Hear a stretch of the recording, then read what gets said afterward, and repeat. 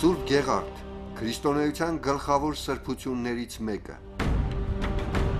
Սուրբ Գեղարդը Հայաստան է բերվել ձեռամբ Սուրբ Առաքյալի, Թադեոսի։ Արդյոք Հայաստանում պահվող Սուրբ Գեղարդից բացի այլ գեղարդներ կան։ Միթե ինքը Հիտլերը ցանկացել է տիրել Սուրբ Գեղարդին։ Միասին փորձենք մերժել կեղծիքը և բացահայտենք իրականը։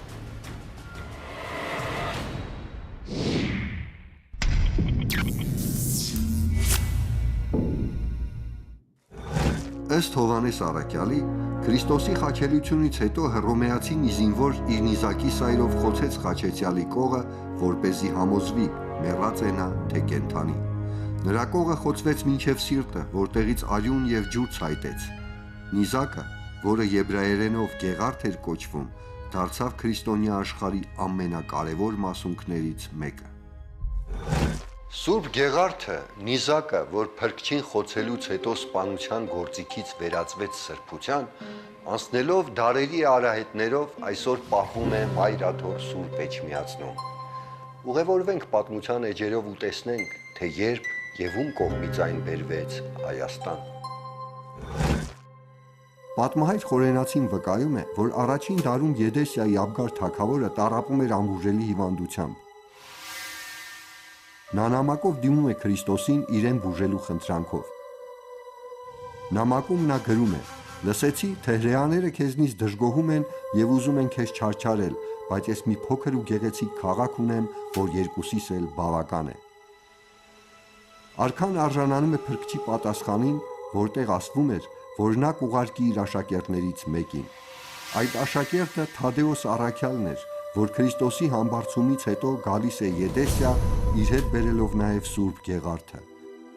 Աբգար թագավորը բժշկվում է 12 տարվա հիվանդությունից, իսկ Թադեոսը Գեղարդով հանդերձ անցնում է մեծ հայք ու քրիստոնեություն քարոզում։ Բայց հայսմավուրքներում հիշատակվում է Սուրբ Գեղարդի Հայաստան գալու մեկ այլ ճանապարհ։ Մի հարյուրապետ Ղուկիանոս անունով, որը ի ծնեկույր էր, նա մոտենում է Պետրոս Առաքյալին եւ խնդրում է բժշկել իրեն։ Պետրոսը նրան է տալիս մի մասունք խաչափայտից, նաեւ Գեղարդը։ Այս հարյուրապետը բուժվելուց հետո այդ Գեղարդը վերցնում եւ գնում է իր հայրենիք Կապադովկիա։ Այնտեղ կատարում բժշկություններ Գեղարդի շնորհիվ, բայց քանի որ քրիստոնյաները հալածվում էին Հռոմեի հեթանոս կայսրերի կողմից,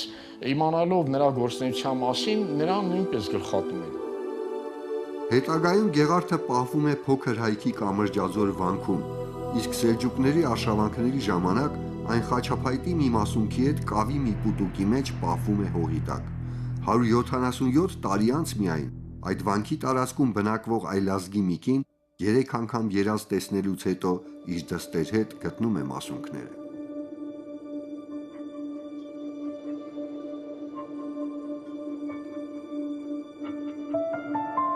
Թեև Սուրբ Գեղարդի Հայաստան գալու մասին պատմությունները տարբեր են, երկուսն էլ վկայում են, որ այն մեր երկիր է բերվել առաջին դարում և այսօր պահվում է այստեղ, Սուրբ Մայրաթոր Էջմիածնում, որտեղ, ինչպես տեսնում եք, մեր նկարահանումների պահին ընթանում են վերանորոգման աշխատանքներ։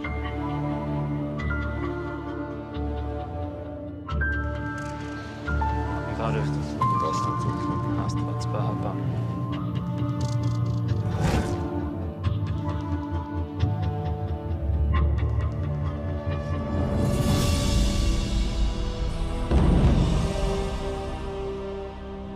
Ահա Աստվածամուխ Սուրբ Գեղարդը, այն իր վրա կրում է մեր Փրկիչ Հիսուս Քրիստոսի արյան հետքը և քրիստոնեական աշխարհի սրբագույն մասունքներից մեկն է։ Ես հպարտ եմ, որ այն գտնվում է Մայրաթոր Սուրբ Էջմիածնում։ Տեր ասողիկ, ինչպես է Գեղարդը հայտնվել Հայաստանում։ Ավանդությունն ասում է, որ Գեղարդը բաժին հասավ Սուրբ Թադեոս Առաքյալին, եւ նա Երուսաղեմից գալով մեծ հայքի թագավորություն քրիստոնեությունը քարոզելու համար սկզբում եղավ հայոց միջագետքում Եդեսիայում, Աբգար թագավորին այցելեց, որից հետո անցավ մեծ հայք վասպուրական աշխարհ, որտեղ հանդիպեց Սանատրուկին Արտաս գավառում։ Սուրբ Թադեոս Սարաքյալը նահատակվում է այնտեղ եւ եկեղեցական վկայությունները փաստում են եւ հաստատում են, որ Գեղարդը երկար ժամանակ պահվել է Արտազ աշխարհում, վասպուրականում։ Առաջին կարևոր գրավոր վկայաբանությունը գրի է առնվել հայոց գրերի գյուտից անմիջապես հետո Սարգիս եպիսկոպոսի կողմից։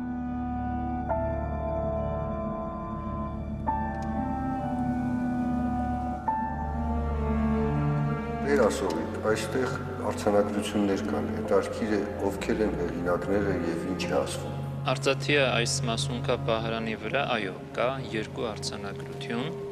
Առաջինը Պրոշ իշխանի արձանագրությունն է, որը ժամանակին եղել է Գեղարդի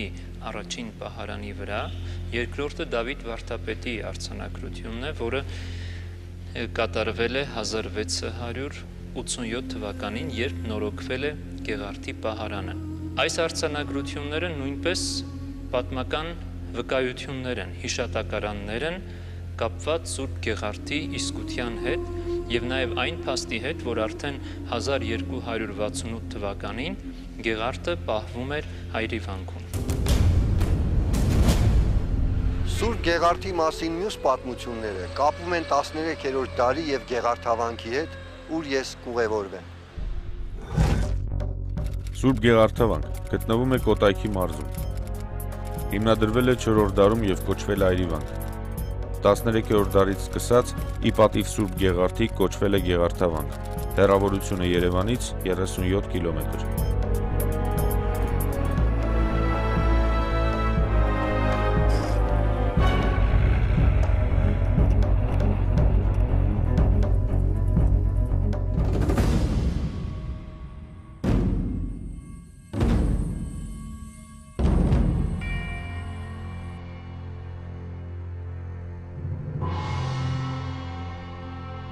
Տասներեքերորդ դարում, չնայած հայոց աշխարհը անընդմեջ ենթարկվում էր ասպատակությունների,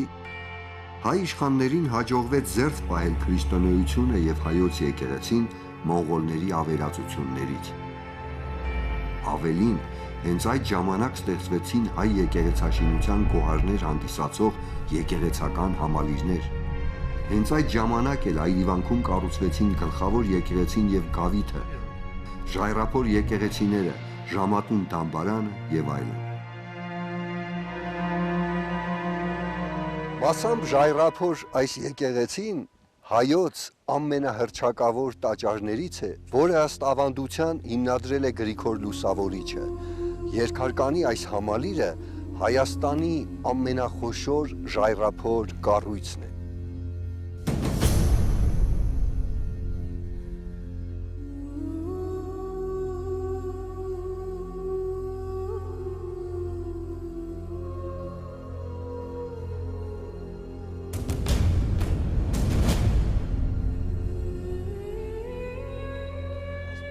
Աստված պահապան պարոն Զաքարյան։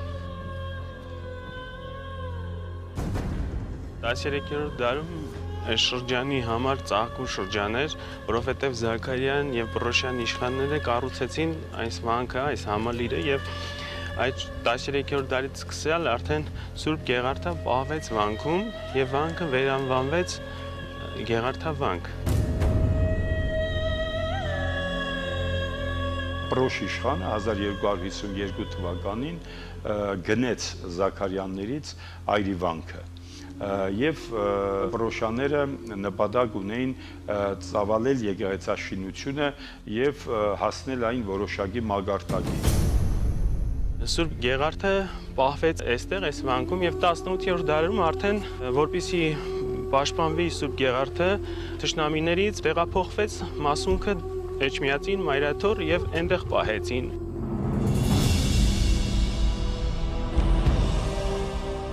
Գեղարդավանքի ուխտի օրերին Սուրբ Գեղարդը բերվեց վանք։ Բերվեց, մեկ օր պահվեց այստեղ, ժողովուրդ համբուրեցին, դիպան մասունքին եւ ով որ հիվանդ էր, ով որ ինչ որ ցանկություն ուներ, ինչ որ աղոթք ուներ, այդ մասունքի շնորհիվ այդ մասունքին աղոթք արեց եւ իր աղոթքը առ Աստված հասավ։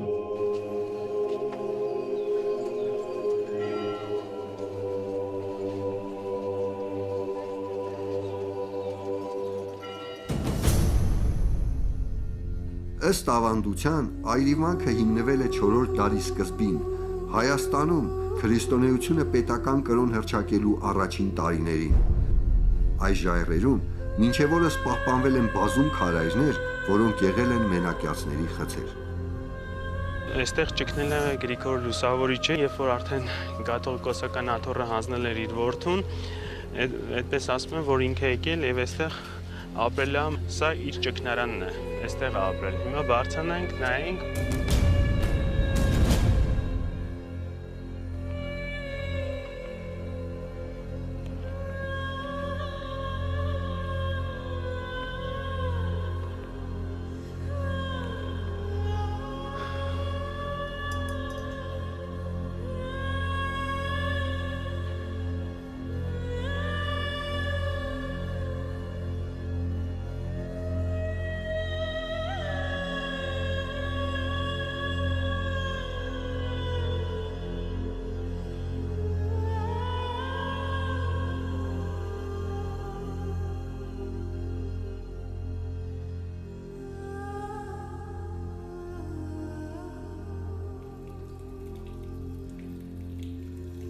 Սա մեր ժայռափոր եկեղեցիներից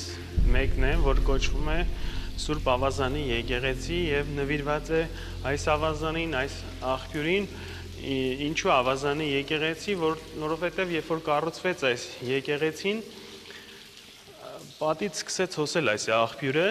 եւ 14-15-րդ դարում, 16-րդ դարում այստեղ փորվեց այս ավազանը եւ այստեղ էին մկրտությունները անում։ 1 կամ 2 տարի առաջ մի կին եկավ,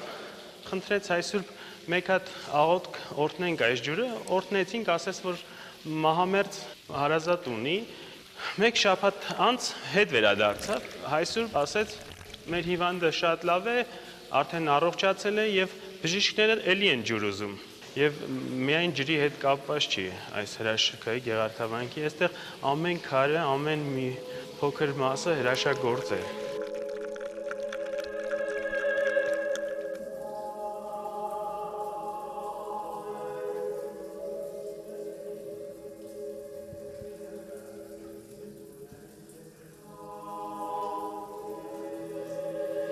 Այս եկեղեցուց արդեն մեզ հայտնի է ժայռափոր եկեղեցիների ճարտարապետի անունը, ում անունը Գալձակ է, այնտեղ վերևում գրված եւ հայերեն գրված է, որ ով որ մտնի այս եկեղեցին, թող իր աղոթների մեջ ինձ էլ հիշի։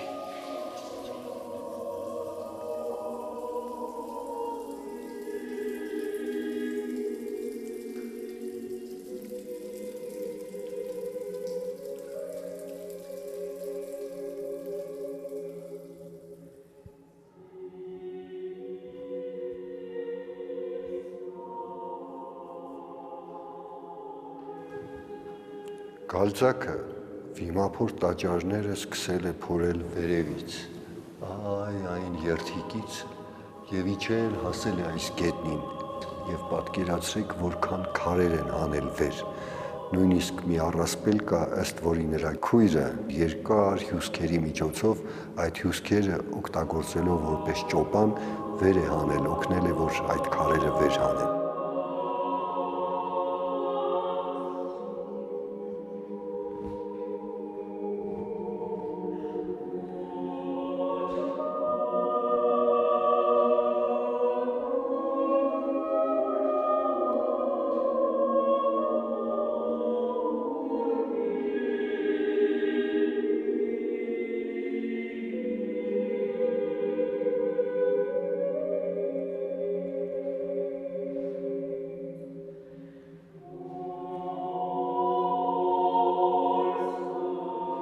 Վիմափոր տաճարի կառուցվածքը այնպիսի հրաշալի հնչեղություն է տալիս ձայնին, որ այն ասես ավելի լսելի, հաճելի է դառնում Աստծուն։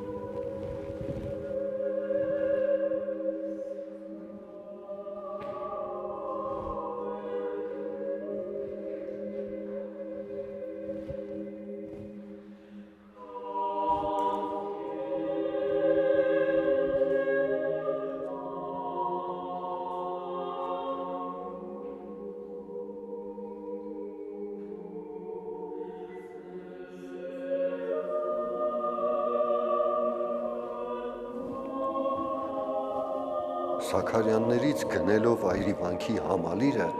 Պրոշ իշխանը գալցակի հանճարի միջոցով էլ ավելի ընդարձակեց այն։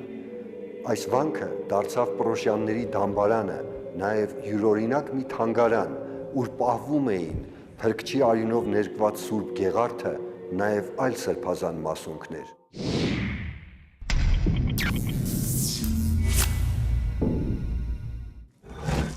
Ըստ էության Քրիստոսին Ղուկիանոսը խոցել է մի նիզակի սայրով, բայց այսօր քրիստոնյա աշխարհում հաշվում է 4 գեղարդ։ Իրական գեղարդի պահպանմանն են հավակնում նաև Վատիկանը, Լեհաստանը եւ Ավստրիան, թեև փորձաքննության արդյունքում մերժվել են վերջին երկուսը։ Միասին հետևենք կարծեցյալ գեղարդների շուրջ հյուսված պատմություններին։ Միխայիլ Ազորի պատմիչը նշում է, որ երբ Հռոմի Պապը եկավ Երուսաղեմ եւ ապա Անտիոք, տեղի հոգևոր հայրերը նրան են ցույց տալիս Քրիստոսի անունով գեղարդ։ Հռոմի Պապը ասում է. «Ես գիտեմ, որ Թադեոսը բուն գեղարդը իր հետ տարել է հայք, սա ինչ է»։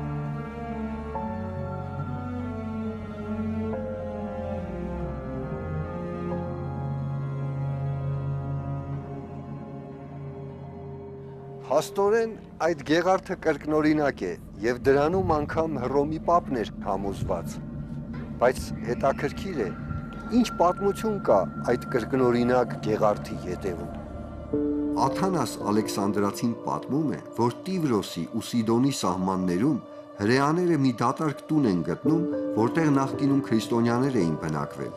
Տան պատին կախված էր մնացել Տիրոջ պատկերը։ Հրեաները չարությամբ լցված ասում են միմյանց. «Ինչպես մեր հայրերը Հիսուսի հետ վարվեցին, մենք էլ նրա պատկերի հետ այդպես կվարվենք»։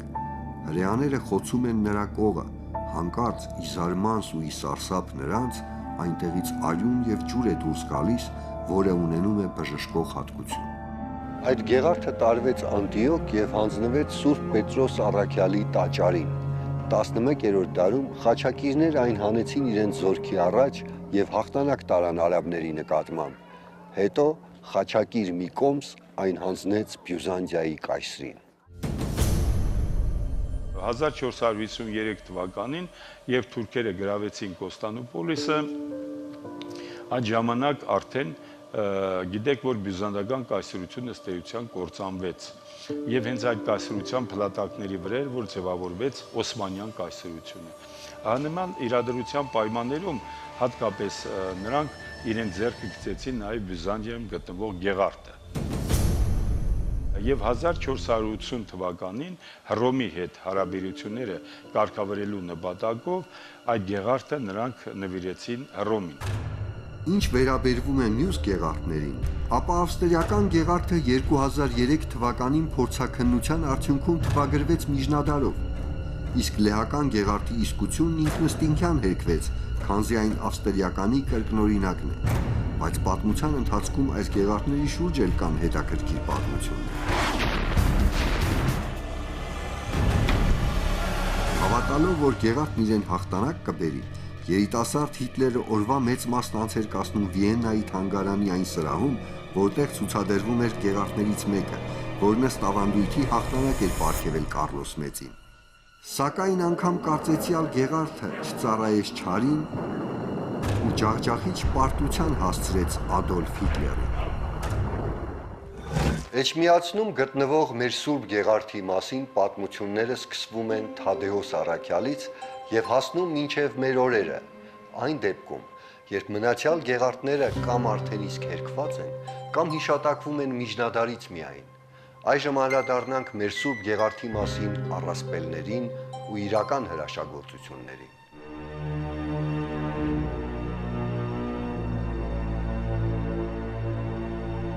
Ասում են 14-րդ դարում Լենգ Թեմուրը հասնում է Գառնուձոր եւ նրա հետախույզներից մեկը զեկուցում է, որ ձորի խորքում եկեղեցում պահվում է հռոմեացի Ղուկիանոսի նիզակը եւ Լենգ Թեմուրը շտապում է տիրանալ մասունքին։ Բայց երբ բռնակալի ջոկատը մտավ վանք, նրանք տեսան Սուրբ Գեղարդը կանգնած զոհասեղանի մոտ։ Ոմանք փորձում էին ձեռք մեկնել դեպի Գեղարդը, բայց պարանի նման ձեռքերը կախ էին ընկնում։ Ոմանք էլ կուրանում էին, նայելով սրբությանը։ Մնացածներն էլ գետին ընկան ու անշարժացան։ Տեսնելով այդ ամենը, Լենք Թեմուրը զգաց աննկարագրելի սարսափ, ծնկաչոք եղավ, իր գլխից հանեց սաղավարտը և սկսեց աղոթել, մոռանալով թե ով էինք։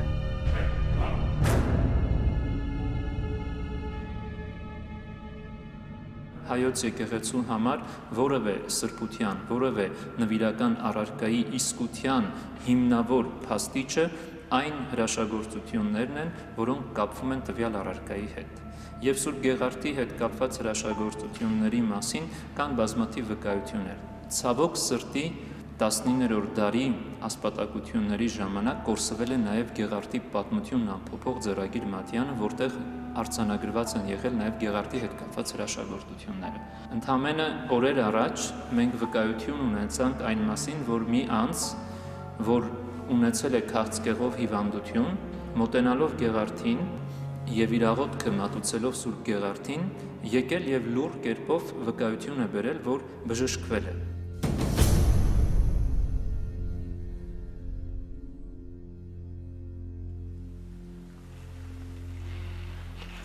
Տեր ասողիկ, այս խաչը հավանաբար ավելի ուշ ժամանակաշրջանում է փորագրվել։ Այո,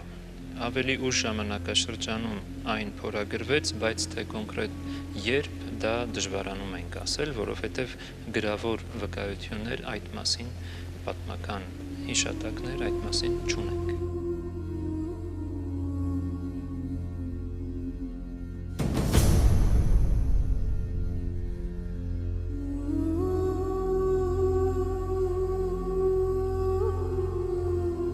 Սուրբ Գեղարդի հրաշագործ զորությանը հավատում էին ոչ միայն հայերը, այլև վրացիները, նույնիսկ մահմեդականները։ 1797 թվականին, երբ Վրաստանում ժանտախտ բռնկվեց եւ չէին կարողանում հաղթահարել, վրաց Գեորգի թագավորը թախանձագին խնդրեց այն ժամանակվա հայոց կաթողիկոս Ղուկասին թույլ տա Սուրբ Գեղարդը ժամանակավորապես Վրաստան տեղափոխել։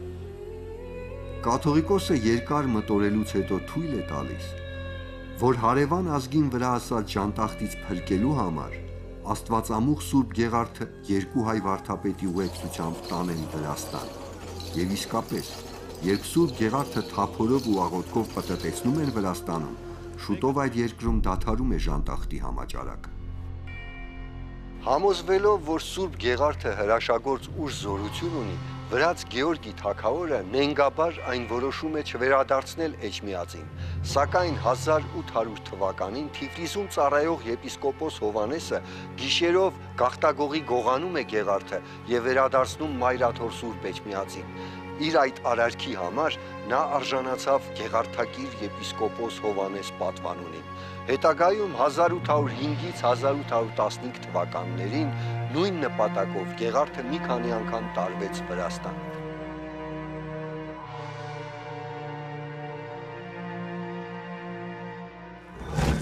Սուրբ Գեղարդի շուրջ բազմաթիվ հակասական պատմություններ կան, եւ անհնար է դրանք ամբողջությամբ բացահայտել մեկ հաղորդման շրջանակներում։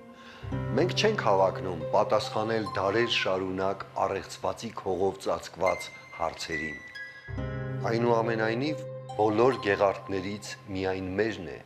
որ շարունակում է մինչ օրս բժշկել, օրհնել ու ծառայել մարդկությանը եւ հենց Սուրբ Գեղարդով, ինչպես դարեր առաջ, այսօր էլ օրհնվում է Սուրբ Մյոռոնը։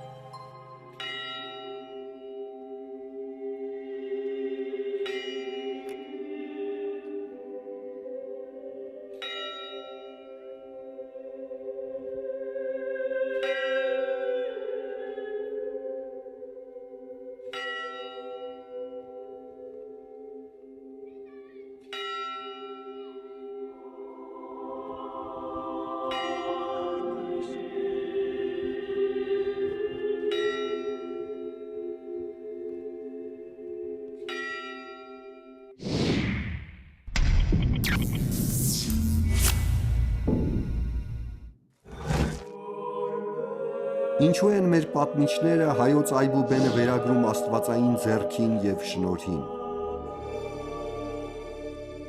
Ով էր Մեսրոպ Մաշտոցը, ում հաջողվեց ստեղծել այդպիսի կուռ համակարգ։ Ինչ կապ կարող են ունենալ հայ հոգևորականի գրի առած տառերը մաթեմատիկական եւ երկրաչափական բարդագույն բանաձևերի ու հաշվարկների հետ։ Արդյոք մենք ամեն ինչ գիտենք մեր այբուբենի մասին։